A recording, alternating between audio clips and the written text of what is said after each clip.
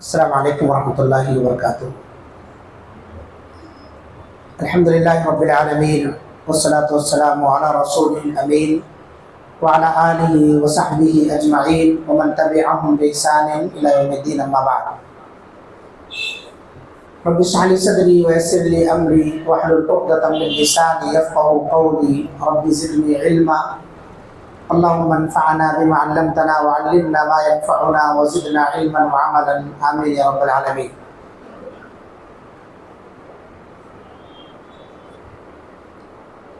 مکروہات صلاۃ، وہ چیزیں جو دوران صلاۃ مکروہ ہیں، اس درس سے فراغت کے بعد مناسب ہے کہ مبطلات صلاۃ کا تذکرہ کیا جائے، یعنی وہ چیزیں جن کے انجام دینے سے نماز خراب ہو جاتی ہے، نماز ہماری ٹوٹ جاتی ہے۔ جیسے اس سے پہلے بتایا گیا تھا، بعض ایسی چیزیں ہیں جن سے ہمارا تیمم خراب ہو جاتا ہے، وضو ٹوٹ جاتا ہے، اسی طرح سے نماز کو بھی توڑنے والی چیزیں۔ تو آج کے درس میں ہم نماز کے احکام مسائل میں سے مبطلات صلاۃ یعنی نماز کو باطل کر دینے والی چیزیں، یہ درس حاصل کریں گے۔ اس سلسلے میں جو پہلی چیز اہل علم ذکر کرتے ہیں وہ ہے جان بوجھ کر دوران صلاۃ بات کرنا۔ نماز کی حالت میں آپ کسی سے جان بوجھ کر بات کیے، چاہے وہ بات تھوڑی ہو یا زیادہ ہو، آپ کی نماز خراب ہو جاتی ہے۔ اللہ کے رسول صلی اللہ علیہ وسلم کا ارشاد ہے، آپ صلی اللہ علیہ وسلم کے سامنے آپ نماز پڑھا رہے تھے، دوران صلاۃ ایک صحابی کو چھینک آ گئی تو انہوں نے الحمدللہ کہا، تو دوسرے صحابی نے اس کا جواب دے دیا یرحمک اللہ، نماز کی حالت میں۔ تو صحابہ کرام اپنے ران پر ایسا ہاتھ پیٹنے لگے، تو یہ جو ہے ان کو گھور گھور کے دیکھ رہے تھے، تو انہوں نے نماز میں یہ بول دیا تمہاری ماں تمہیں گم کرے، کیوں گھور رہے ہو مجھے؟ یہ بات چیت ہو گئی۔ تو یہ جب بول دیے تو صحابہ کرام اپنی ران پر ہاتھ ایسا پیٹنے لگے، تو یہ سمجھ گئے کہ لگ رہا مجھے چپ کرا رہے ہیں، تو خاموش ہو گئے۔ جب نماز ختم ہو گئی تو اللہ کے رسول صلی اللہ علیہ وسلم نے پوچھا کہ تم میں سے کس نے جواب دیا تھا یرحمک اللہ، اور کس نے کہا تھا کہ تمہاری ماں تمہیں گم کرے، کس وجہ سے کہا تھا؟ تو انہوں نے پورا واقعہ سنایا کہ اللہ کے رسول صلی اللہ علیہ وسلم ان کو چھینک آئی تو میں نے دوران صلاۃ چھینک کا جواب دے دیا، کیونکہ حدیث سنے تھے ایک مسلمان کا دوسرے مسلمان پر یہ حق ہے کہ جب وہ چھینکے الحمدللہ کہے تو سننے والا جواب دے۔ تو انہوں نے نماز کی حالت میں جواب دے دیا۔ اب صحابہ ان کو گھورنے لگے، جب گھورنے لگے تو انہوں نے کہہ دیا کہ تمہاری ماں تمہیں گم کرے۔ تو اللہ کے رسول صلی اللہ علیہ وسلم کے سامنے یہ بات پیش کی، آپ صلی اللہ علیہ وسلم نے انہیں اپنے قریب کیا اور بتایا ان هذه الصلاۃ لا يصلح فيه شيء من كلام الناس، سنو یہ نماز ہے اور نماز میں لوگوں کی باتوں میں سے کوئی بھی بات جائز نہیں ہے، انما هو التسبیح والتکبیر وقراءۃ القرآن، اس میں صرف تسبیح، تکبیر اور قرآن کی قرأت کی جاتی ہے، آپسی گفتگو نہیں کی جاتی ہے۔ تو انہوں نے تھوڑی سی گفتگو کی تھی، تمہاری ماں تمہیں گم کر دے، مجھے کیوں گھور رہے ہو، یعنی گویا کہ ہم لوگ بولتے ہیں تیرا ستیہ ناش ہو، کیوں گھور رہے؟ تو ایسے ہی انہوں نے جملہ کہا، تو اللہ کے رسول صلی اللہ علیہ وسلم نے اس تھوڑے سے کلام پر بھی انہیں سمجھایا کہ یہ نماز کے اندر جائز نہیں ہے، اس سے نماز خراب ہو جاتی ہے۔ تو انہیں معلوم نہیں تھا یہ مسئلہ کہ نماز کے اندر بات چیت جو ہے منع ہے۔ معلوم ہونے کے ساتھ ساتھ اگر کوئی شخص جان بوجھ کے بات چیت کر رہا ہے، نماز اس کی خراب ہو جائے گی۔ تو پہلی چیز جس سے ہماری نماز خراب ہو جاتی ہے وہ دوران صلات جان بوجھ کر گفتگو کرنا، گفتگو چاہے کم ہو یا زیادہ، یعنی تھوڑی ہو یا زیادہ گفتگو کی ہو۔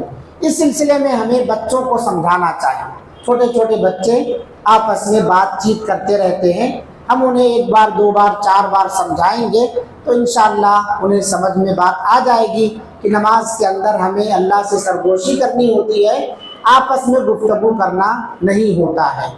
فوراً بچوں کو ڈانٹنا، پھٹکارنا، مارنا، پیٹنا، اللہ کے رسول صلی اللہ علیہ وسلم بڑے آدمی کو سمجھا رہے ہیں تو بچے تو نادان ہوتے ہیں، اس لیے ہمیں بچوں کو پہلے سمجھانا چاہیے۔ بڑے آدمی سے بھی اگر اس طرح کی کوئی بات ہوتی ہے انہیں بھی سمجھانا چاہیے۔ تو انہوں نے کہا میں نے اللہ کے رسول صلی اللہ علیہ وسلم سے بہتر معلم کسی کو نہیں پایا۔ جب یہ طریقہ دیکھا تو کہا اللہ کے رسول سے بہتر معلم، استاد میں نے کسی کو نہیں پایا۔ اتنا پیارا انداز آپ کا، آپ نے بتا دیا کہ نماز کی حالت میں کیا کرنا چاہیے اور نماز میں کیا نہیں کرنا چاہیے۔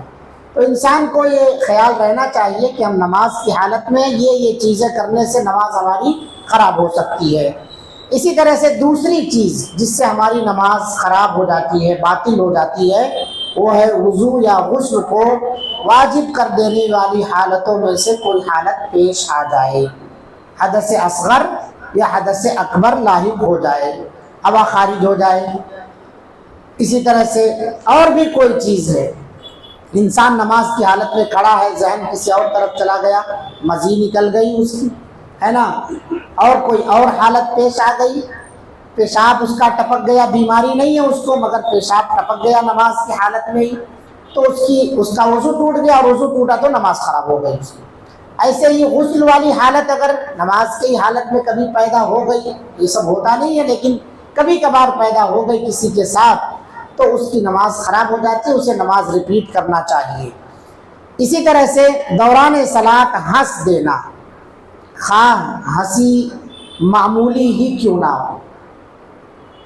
بعض لوگ کہتے ہیں کہ قہقہا لگانے سے، قہقہا کے ساتھ اگر کوئی ہنسا نماز کے دوران تو اس کا وضو باطل ہو جاتا ہے، لیکن یہ ضعیف روایت۔ وضو باطل ہونے والی قہقہا سے نماز خراب ہوتی ہے انسان کی، وضو نہیں خراب ہوتا ہے، نماز خراب ہوتی ہے اس کی۔ تو ہمیں نماز کے دوران ہنسنا نہیں چاہیے۔ نماز کے دوران نوجوان بچے رہتے ہیں، پیچھے کھڑے رہتے ہیں، ایک دوسرے کے پیر کھدلتے رہتے ہیں، وہ اس کو کونی مارتا رہتا ہے، وہ اس کو کونی مارتا رہتا ہے۔ ان سب چیزوں سے کیا ہے، کبھی کبھی سجدے کی حالت میں گئے تو مکہ بنا کر کے مار دیتے ہیں، تو آزو بازو والوں کو ہنسی آ جاتی ہے، اسی بچے کو ہنسی آتی ہے، ایک دوسرے سے بدلہ لیتے رہتے ہیں۔ یہ ساری چیزیں نماز کو خراب کرنے والی ہیں۔ جو بڑے لوگ رہیں نماز کے بعد ان کو سمجھائیں کہ بیٹا نماز کے اندر یہ ساری چیزیں درست نہیں ہے، اس سے آپ کی نماز خراب ہو جاتی ہے۔ تعلیم دیجیے آپ، اگر آپ تعلیم دیں گے تو مارنے، ڈانٹنے، پھٹکارنے کی ضرورت ہی نہیں پڑے گی۔ اصل ہمارے یہاں جو کمی ہے وہ علم ہے۔ ابھی مولانا صاحب مجھے مغرب کی نماز کے بعد بتانے لگے کہ میں کتنے لوگوں کو دیکھتا ہوں کہ وہ وضو کا طریقہ غلط اختیار کرتے ہیں۔ درس میں وضو کے بارے میں بتائیے۔ میں نے ان سے کہا کہ میں نے تفصیل سے پورا سلسلہ اسی لیے شروع کیا ہے کہ ہماری داڑھیاں سفید ہو جاتی ہیں، زندگی سے ہم ہاتھ دھو بیٹھتے مر جاتے ہیں، مگر ہمارا وضو صحیح نہیں رہتا ہے۔ یہ مقصد اسی لیے، یہ درس کا مقصد اسی لیے کہ ہمارا مسح کا طریقہ اکثر لوگوں کا غلط ہے۔ ٹوکا جاتا ہے تو کہتے ہیں جاؤ، اب میں جانتا ہوں، مجھے معلوم، آپ سکھانے آ رہے ہیں، مجھے معلوم ہے۔ ایک عالم دین جب انہیں سکھائے تو بات مان لینی چاہیے، اپنی اصلاح کرنی چاہیے۔ یہ نہیں ہے کہ مجھے سب کچھ آتا ہے، جو سب کچھ آتا ہے کہتا ہے وہ سب سے بڑا جاہل ہے۔ اس لیے جہالت کا علاج سوال کر لینا ہے۔ مجلسوں میں بیٹھتے نہیں ہیں، بھاگ لیتے ہیں۔ 10-15 منٹ اگر آپ اس محفل میں شریک ہوں، کتنے لوگوں نے مجھ سے کہا کہ ہماری بہت ساری غلطیوں کی اصلاح ہوئی۔ الحمدللہ جو علم سے جڑے رہتے ہیں ان کی غلطیوں کی اصلاح ہوتی ہے۔ تو اگر دوران صلات آپ کو ہنسی آ گئی ہے، نماز آپ کی بات ہے، مسکراہٹ سے نماز ختم نہیں ہوتی، لیکن ہنس دیے ہیں آپ تو آپ کی نماز خراب ہو گئی ہے، یہ یاد رکھیے۔ ہنس دیے ہیں تو نماز خراب۔ کبھی کبھی ایسا ہوتا ہے کہ 2-3 دوست مل کر کے جماعت بناتے ہیں، بسا اوقات کسی وجہ سے ہنس دیتے ہیں، نوجوان لوگ رہتے ہیں ہنس دیتے ہیں، اس کے بعد ایک ہنسا دوسرا کھی کرتے سارے لوگوں کو ہنسی آ جاتی ہے، سب کی نماز خراب ہے وہاں۔ تو ہمیں یہ کیوں ہو رہا ہے؟ یہ اس وجہ سے ہو رہا ہے کہ ہمیں شعور نہیں پیدا ہو رہا ہے کہ ہم اللہ کے سامنے کھڑے۔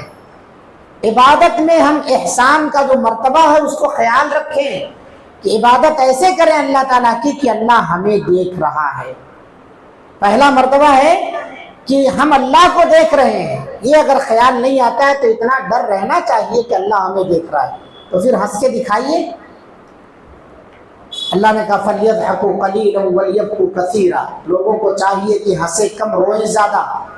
آخرت کو یاد کر کے ہمیں رونا چاہیے۔ ہم نماز کی حالت میں بھی ہنس رہے ہیں، ہماری کیفیت یہ ہو گئی کہ ہم نے نماز کو بھی ہنسی مذاق کا ذریعہ بنا لیا ہے۔ اس کے اندر بھی ایک دوسرے کو پھونک مارتے رہتے ہیں، پاکٹ مارتے رہتے ہیں، موبائل ادھر سے ادھر کرتے رہتے ہیں نماز کی حالت میں۔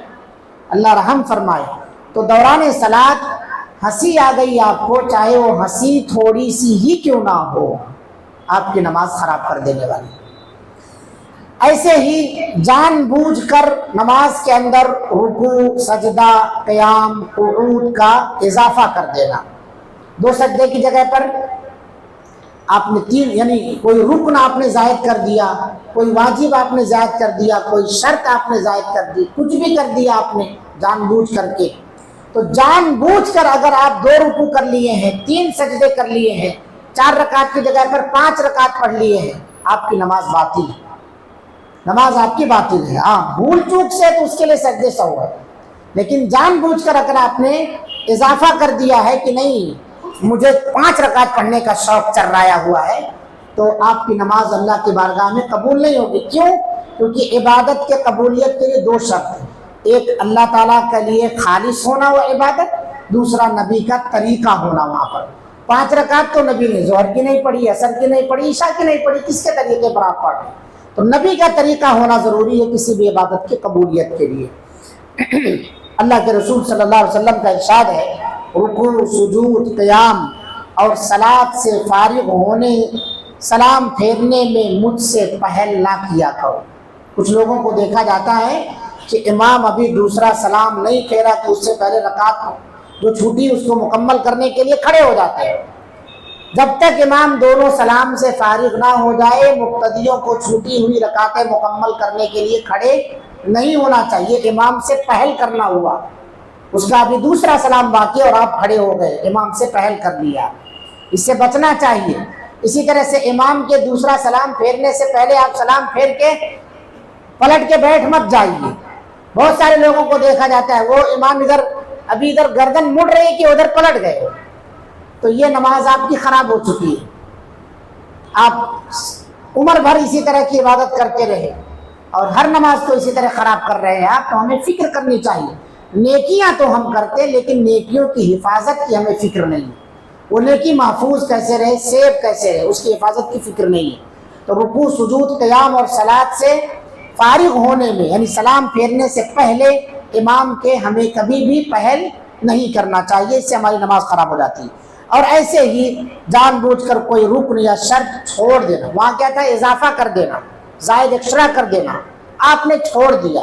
بہت سارے مدرسوں کے اندر بچے پڑھتے ہیں جہاں حاضری وغیرہ کا سسٹم رہتا ہے، نماز میں حاضری ہوگی اور رکعت چھوٹنے والوں کی پٹائی ہوتی ہے، تو رکعت چھوٹی ہوئی ہے اس کے باوجود 3 رکعت میں سلام پھیر دیا، چوتھی کھڑا ہی نہیں ہوا پڑھنے کے لیے، صلاۃ الخوف ادا کیا اس نے، ڈر کے مارے نماز۔ اللہ رحم فرمائے، مولانا عبدالشکور اثری رحمہ اللہ، اللہ ان کی مغفرت فرمائے، ان کا روب دبدبہ خوف اتنا تھا کہ 3 رکعت نماز پڑھ کے بچے بیٹھے رہتے تھے، وہ ادھر سلام پھیرنے کے بعد حاضری لے لیتے تھے، ادھر سلام پھیرتے تھے حاضری لے لیتے، جس کی رکعت چھوٹتی تھی اس کی پٹائی ہوتی تھی۔ وجہ کیا ہے؟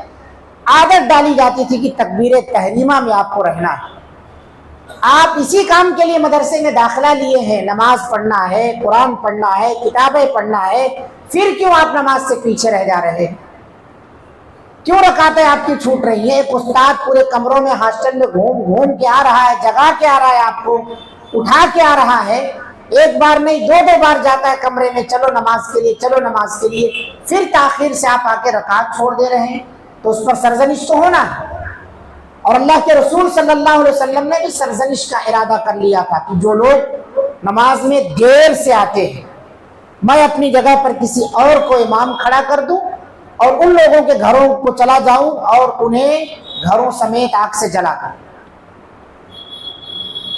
تو اگر کوئی اس طرح کی نماز پڑھتا ہے کہ 2 رکعت 3 رکعت مغرب کی ہے 2 ہی رکعت پڑھ کے سلام پھیر دیا جان بوجھ کے، اسی طرح 4 رکعت ظہر کی ہے 3 رکعت پڑھ لیا، نہیں سستی ہو رہی ہے تھکاوٹ ہو رہی ہے، ہر روز تو 4 پڑھتے ہیں آج 3 پڑھ لیتے ہیں، تو اس کی نماز ہوگی نہیں ہوگی۔ کس کا طریقہ اختیار کیا اس نے؟ نبی کا نہیں، نبی کا طریقہ نہیں، نبی صلی اللہ علیہ وسلم نے تو 4 ہی پڑھا ہے، تو 4 رکعت ہی پڑھنا ہے آپ کو، کم کیا تو بھی نماز باطل، ایکسٹرا جان بوجھ کے کر دیا تو بھی نماز باطل۔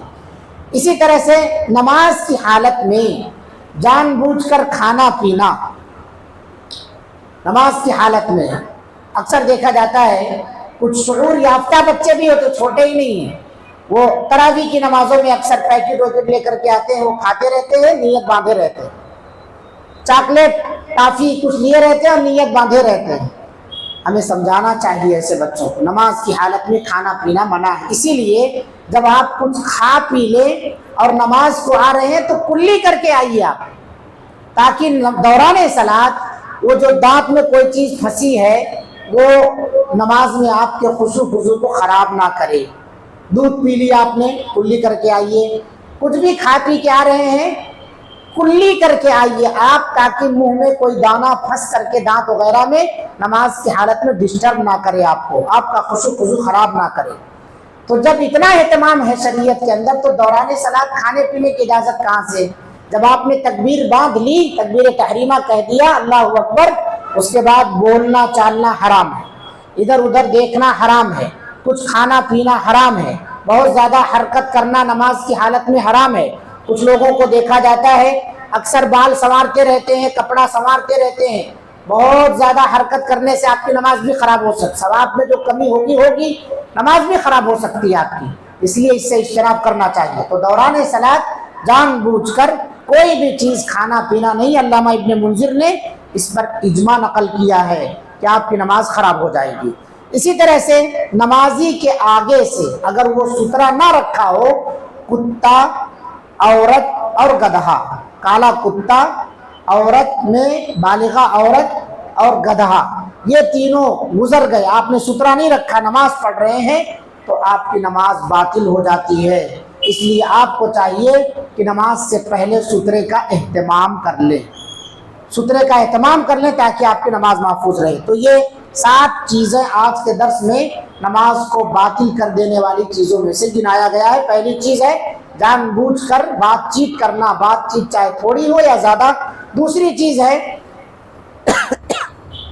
وضو یا غسل کو واجب کر دینے والی حالت، آپ کو لاحق ہو گئی نماز کے اندر، نماز آپ کی باطل ہو جائے گی، پوری نماز پھر سے پڑھنا پڑے گا۔ اسی طرح سے نماز کے اندر ہنس دینا، وہ ہنسی چاہے معمولی ہو یا ہنسی زیادہ ہو، کسی بھی طرح کے ہو، ایسے ہی جان بوجھ کر رکوع، سجدہ، قیام، قعود، کوئی بھی چیز آپ ایکسٹرا کر دیے، 2 کی جگہ 3 کر دیے، 3 کی جگہ 4 کر دیا، 4 کی جگہ 5 کر دیا، جان بوجھ کر کوئی رکن یا شرط آپ نے چھوڑ دیا ہے، ایسے ہی جان بوجھ کر نماز کی حالت میں کھا پی لیا ہے تو نماز آپ کی باطل ہو جاتی ہے۔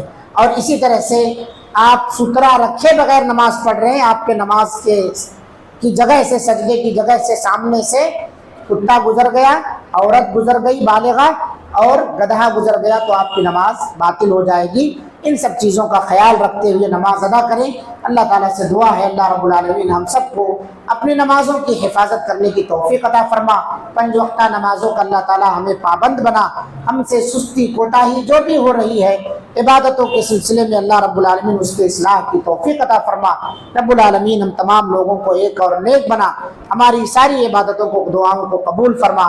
ربنا تقبل منا انک انت السمیع العلیم وتب علینا انک انت التواب الرحیم، وآخر دعوانا ان الحمد للہ رب العالمین۔ السلام علیکم ورحمۃ اللہ وبرکاتہ۔ سبحانک اللہم وبحمدک اشہد ان لا الہ الا انت استغفرک واتوب الیک۔